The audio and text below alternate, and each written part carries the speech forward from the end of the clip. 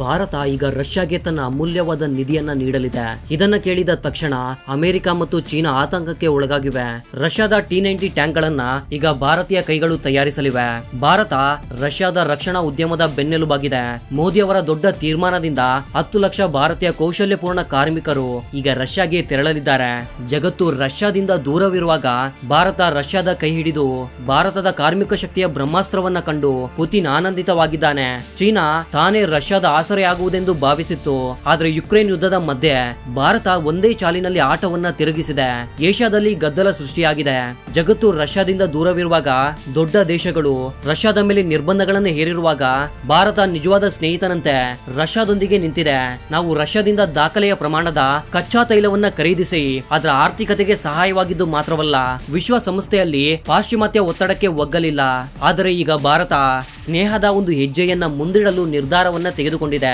ಭಾರತ ಈಗ ರಷ್ಯಾಗೆ ತನ್ನ ಅತ್ಯಂತ ಮೌಲ್ಯವಾದ ಸಂಪನ್ಮೂಲವಾದ 10 ಲಕ್ಷ ಕೌಶಲ್ಯಪೂರ್ಣ ಕಾರ್ಮಿಕರನ್ನ ನೀಡಲಿದೆ.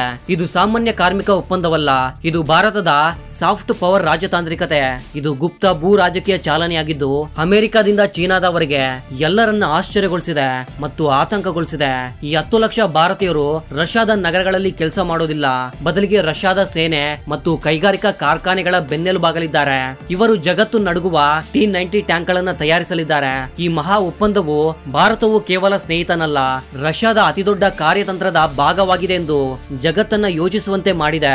ಈ ಯೋಜನೆ ಏನು? ರಷ್ಯಾಗೆ ಏಕಾಏಕಿ 10 ಲಕ್ಷ ಭಾರತೀಯರ ಅಗತ್ಯವೇಕಿದೆ? ಈ ಒಪ್ಪಂದವು ಒಂದೇ ಒಂದು ಗುಂಡು ಸಿಡಿಸದೆ ಭಾರತವನ್ನ ಜಗತ್ತಿನ ಹೊಸ ಕಿಂಗ್ ಮೇಕರ್ ಆಗಿ ಮಾಡಲಿದೆ. ಈ ಸ್ಫೋಟಕ ಸುದ್ದಿಯ ಸಂಪೂರ್ಣ ಮಾಹಿತಿಯನ್ನ ನಾವು ನಿಮ್ಗೆ ತಿಳಿಸ್ಕೊಡ್ತೀವಿ. ಅದಕ್ಕೂ ಮೊದಲು ಒಂದು ಚಿಕ್ಕ ರಿಕ್ವೆಸ್ಟ್, ನಾವು ಕೊಡ್ತಾ ಇರುವ ಮಾಹಿತಿ ನಿಮ್ಗೆ ಇಷ್ಟವಾದ್ರೆ ತಪ್ಪದೇ ಒಂದು ಲೈಕ್ ಮಾಡಿ ಹಾಗೂ ನಮ್ಮ ಚಾನೆಲ್ ನ ಸಬ್ಸ್ಕ್ರೈಬ್ ಮಾಡ್ಕೊಳ್ಳೋದು ಮಾತ್ರ ಮರಿಬೇಡಿ. ಬನ್ನಿ ನಮ್ಮ ವಿಡಿಯೋವನ್ನ ಶುರು ಮಾಡೋಣ. ಈ ಸುದ್ದಿಯನ್ನ ರಷ್ಯಾದ ದೊಡ್ಡ ಉದ್ಯಮಿ ಮತ್ತು Ural chamber of commerce and ಇಂಡಸ್ಟ್ರಿಯ ಮುಖ್ಯಸ್ಥನಾದ ಆಂಡ್ರೆ ಬೆಸಾದಿನ್ ಘೋಷಿಸಿದ್ದಾರೆ. ಈ ವರ್ಷದ ಕೊನೆಯ ವೇಳೆಗೆ ರಷ್ಯಾವು ಭಾರತದಿಂದ ಸುಮಾರು 10 ಲಕ್ಷಕ್ಕಿಂತ ಹೆಚ್ಚು ಕೌಶಲ್ಯಪೂರ್ಣ ಕಾರ್ಮಿಕರನ್ನ ಕೆಲಸಕ್ಕೆ ಕರೆಯಲಿದೆ ಎಂದು ಅವರು ಹೇಳಿಕೊಂಡಿದ್ದಾರೆ. ಇದು ಸಣ್ಣ ಸಂಖ್ಯೆಯಲ್ಲ, ಇದು ಒಂದು ನಗರದ ಜನಸಂಖ್ಯೆಗೆ ಸಮನಾಗಿದೆ.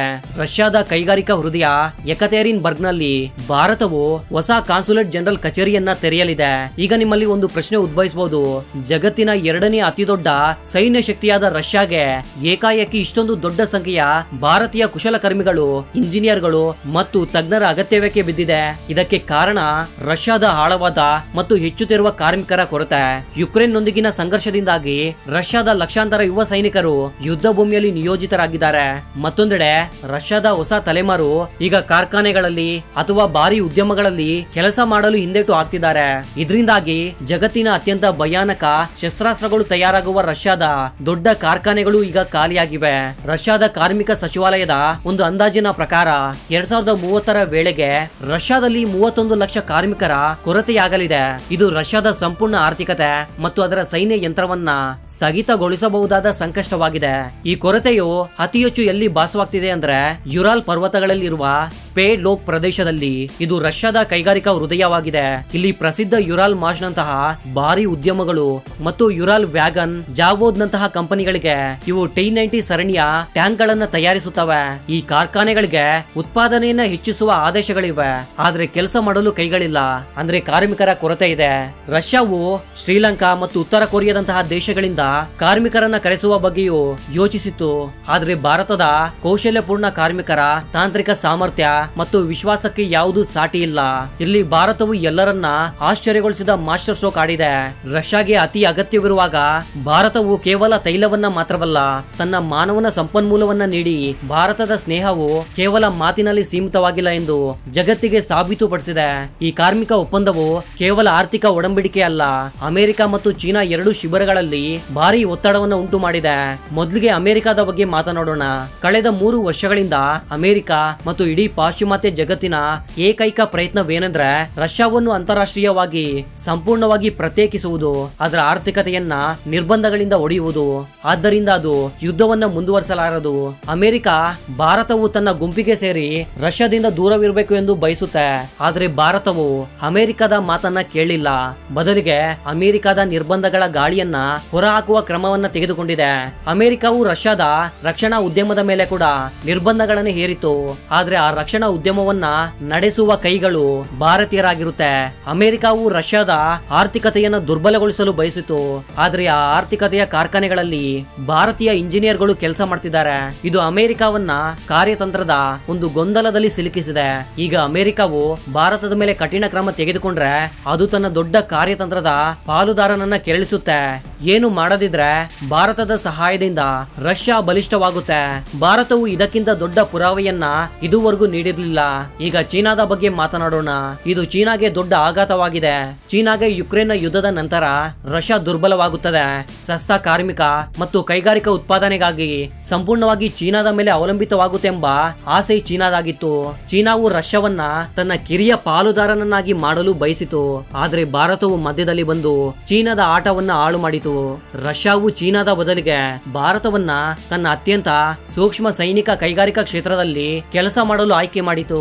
ಇದು ಕೇವಲ ಆರ್ಥಿಕ ನಿರ್ಧಾರವಲ್ಲ, ಇದು ಭಾರತದ ಮೇಲೆ ರಷ್ಯಾದ ಹೆಚ್ಚುತ್ತಿರುವ ವಿಶ್ವಾಸವನ್ನ ತೋರಿಸುತ್ತೆ. ಏಷ್ಯಾದ ಸಾಫ್ಟ್ ಪವರ್ ಓಟದಲ್ಲಿ ಭಾರತವು ಚೀನಾಗೆ ಒಂದು ದೊಡ್ಡ ಸವಾಲನ್ನೇ ಒಡ್ಡಿದೆ. ಈಗ ಪ್ರಶ್ನೆ ಉದ್ಭವಿಸುತ್ತೆ, ಈ ಒಪ್ಪಂದದಲ್ಲಿ ಭಾರತಕ್ಕೆ ಏನು ಲಾಭ ಇದೆ? ನಾವು ಕೇವಲ ರಷ್ಯಾಗೆ ಸಹಾಯ ಮಾಡ್ತಾ ಇದೀವಾ ಅಥವಾ ಇದರ ಹಿಂದೆ ಯಾವ್ದಾದ್ರೂ ಆಳವಾದ ಚಾಣಕ್ಯ ನೀತಿ ಇದೆಯಾ? ಈ ಒಪ್ಪಂದದಲ್ಲಿ ಭಾರತಕ್ಕೆ ಅನೇಕ ಗುಪ್ತ ಮತ್ತು ಆಳವಾದ ಲಾಭಗಳಿವೆ. ಅವುಗಳನ್ನು ಊಹಿಸುವುದು ಕಷ್ಟ. ಮೊದಲನೇ ದೊಡ್ಡ ಲಾಭ ತಾಂತ್ರಿಕ ಜ್ಞಾನದ ವರ್ಗಾವಣೆ.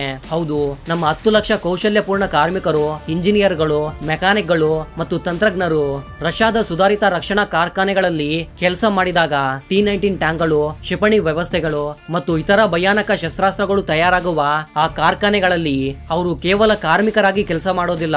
ಅವರು ರಷ್ಯಾದ ತಂತ್ರಜ್ಞಾನ, ವಿನ್ಯಾಸ, ಕೈಗಾರಿಕಾ ಪ್ರಕ್ರಿಯೆಗಳು ಮತ್ತು ಉತ್ಪಾದನೆಯ ಸೂಕ್ಷ್ಮತೆಗಳನ್ನ ತಮ್ಮ ಕಣ್ಣುಗಳಿಂದ ನೋಡ್ತಾರೆ ಮತ್ತು ಕೈಗಳಿಂದ ಕಲಿತಾರೆ. ಇದು ತುಂಬಾನೇ ಮೌಲ್ಯವಾದ ಮಾಹಿತಿಯಾಗಿದ್ದು ಇದು ಶತಕೋಟಿ ಡಾಲರ್ಗಳನ್ನ ಖರ್ಚು ಮಾಡಿದ್ರೂ ಸಹ ನಮ್ಗೆ ಸಿಗೋದಿಲ್ಲ. ಇದು ಗೂಢ ಚರ್ಚೆಯಿಲ್ಲದೆ ಸಿಕ್ಕ ಗುಪ್ತಚರ ಮಾಹಿತಿಯಾಗಿದೆ. ಈ ಕಾರ್ಮಿಕರು ಭಾರತಕ್ಕೆ ಮರಳಿದಾಗ ಅಥವಾ ಭಾರತೀಯ ಕಂಪನಿಗಳೊಂದಿಗೆ ತಮ್ಮ ಅನುಭವವನ್ನು ಹಂಚಿಕೊಂಡಾಗ ಇದು ಭಾರತದ ಆತ್ಮನಿರ್ಭರ ಹಾಗೂ ಭಾರತ ರಕ್ಷಣಾ ಉತ್ಪಾದನೆಯನ್ನ ಹೊಸ ಎತ್ತರಕ್ಕೆ ಕೊಂಡೊಯ್ಯುತ್ತೆ. ನಾವು ರಷ್ಯಾದ ಶಸ್ತ್ರಾಸ್ತ್ರಗಳನ್ನ ಉತ್ತಮವಾಗಿ ಅರ್ಥ ಮಾಡ್ಕೊಳ್ತೇವೆ ಮತ್ತು ಭವಿಷ್ಯದಲ್ಲಿ ನಮ್ಮ ಸ್ವಂತ ಶಸ್ತ್ರಾಸ್ತ್ರಗಳನ್ನ ಇನ್ನಷ್ಟು ಉತ್ತಮವಾಗಿ ತಯಾರಿಸಬಹುದು. ಎರಡನೇ ದೊಡ್ಡ ಲಾಭ ನಾಗರಿಕ ಪ್ರಭಾವದ ರಾಜತಾಂತ್ರಿಕತೆ, ಅಂದ್ರೆ ಸಿವಿಲಿಯನ್ ಇನ್ಫ್ಲುಯೆನ್ಸ್ ಡಿಪ್ಲೊಮಸಿ. ಇದು ಕೂಟನೀತಿಯ ಹೊಸ ಮತ್ತು ವಿಶಿಷ್ಟ ವಿಧಾನ. ಭಾರತ ರಷ್ಯಾಗೆ ತನ್ನ ಸೇನೆಯನ್ನ ಕಳಿಸ್ತಾ ಇಲ್ಲ, ಆದರೆ ತನ್ನ ಲಕ್ಷಾಂತರ ನಾಗರಿಕರನ್ನ ರಷ್ಯಾದ ಕಾರ್ಯತಂತ್ರದ ಮೂಲ ಸೌಕರ್ಯದ ಪ್ರಮುಖ ಭಾಗವನ್ನಾಗಿ ಮಾಡ್ತಾ ಇದೆ. ಯಾವುದೇ ದೇಶದ ಸೈನಿಕ ಯಂತ್ರವನ್ನ ನಡೆಸುವಲ್ಲಿ ನಮ್ಮ ದೇಶದ ಜನರ ಕೈ ಇದ್ರೆ ನಮ್ಮ ಪ್ರಭಾವ ಮತ್ತು ನಮ್ಮ ಮಾತಿನ ತೂಕವು ತಾನಾಗಿಯೇ ಹೆಚ್ಚಾಗುತ್ತೆ. ಇದು ಒಂದೇ ಒಂದು ಗುಂಡು ಸಿಡಿಸದೆ ರಷ್ಯಾದ ನೀತಿಗಳ ಮೇಲೆ ಪ್ರಭಾವ ಬೀರುವ ಒಂದು ಮಾರ್ಗವಾಗಿದೆ. ಮೂರನೇ ಲಾಭ ಕಾರ್ಯತಂತ್ರದ ಕಣ್ಣುಗಳು ಮತ್ತು ಕಿವಿಗಳು. ರಷ್ಯಾದ ಒಳಗೆ ಕೆಲಸ ಮಾಡುವ ಈ ದೊಡ್ಡ ಭಾರತೀಯ ಕಾರ್ಮಿಕ ಶಕ್ತಿಯು ರಷ್ಯಾದ ನೆಲದ ಸತ್ಯ, ಅದರ ಆರ್ಥಿಕ ಸ್ಥಿತಿ, ಉತ್ಪಾದನಾ ಸಾಮರ್ಥ್ಯ ಮತ್ತು ಅಲ್ಲಿನ ಚಟುವಟಿಕೆಗಳ ಬಗ್ಗೆ ಭಾರತಕ್ಕೆ ನೇರ ಮತ್ತು ನಿಖರವಾದ ಮಾಹಿತಿಯನ್ನ ನೀಡಬಹುದು. ಇದು ರಷ್ಯಾದ ಭವಿಷ್ಯದ ನೀತಿಗಳನ್ನ ಉತ್ತಮವಾಗಿ ಅರ್ಥ ಮಾಡಿಕೊಳ್ಳಲು ಭಾರತಕ್ಕೆ ಸಹಾಯ ಮಾಡುತ್ತೆ. ಇದು ಭಾರತವನ್ನ ರಷ್ಯಾದಿಂದ ಒಂದು ಹೆಜ್ಜೆ ಮುಂದಿಡುವ ಲಾಭವಾಗಿದೆ. ಇದು ಕೇವಲ ಕಾರ್ಮಿಕರ ಒಪ್ಪಂದವಲ್ಲ, ಇದು ಭಾರತ ಭವಿಷ್ಯದಲ್ಲಿ ಮಾಡಿದ ಕಾರ್ಯತಂತ್ರ ಹೂಡಿಕೆಯಾಗಿದೆ. ಈ ಮಾಹಿತಿ ಅಂತಿಮ ಸಾರಾಂಶ ಏನಂದ್ರೆ ಭಾರತ ಮತ್ತು ರಷ್ಯಾದ ಸಂಬಂಧವು ಈಗ ಹೊಸ ಯುಗಕ್ಕೆ ಪ್ರವೇಶಿಸಿದೆ. ಭಾರತ ಈಗ ರಷ್ಯಾದ ಒಳ್ಳೆಯ ಸ್ನೇಹಿತ, ದೊಡ್ಡ ತೈಲ ಖರೀದಿದಾರ ಮಾತ್ರವಲ್ಲ, ಭಾರತ ಈಗ ರಷ್ಯಾದ ಜೀವನಾಡಿಯಾಗಿದೆ. ಮೊದಲು ಭಾರತವು ರಷ್ಯಾದ ಆರ್ಥಿಕತೆಯನ್ನು ಉಳಿಸಲು ಸಹಾಯ ಮಾಡಿತು.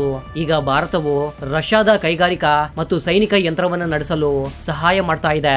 ಇದು ದೊಡ್ಡ ಬದಲಾವಣೆಯಾಗಿದೆ. ಈಗ ಭಾರತವು ಅಂತಾರಾಷ್ಟ್ರೀಯ ಸಂಬಂಧಗಳಲ್ಲಿ ಕೇವಲ ಸಹಾಯಕನ ಪಾತ್ರದಲ್ಲಿಲ್ಲ ಎಂದು ಜಗತ್ತಿಗೆ ತೋರಿಸ್ತಾ ಇದೆ.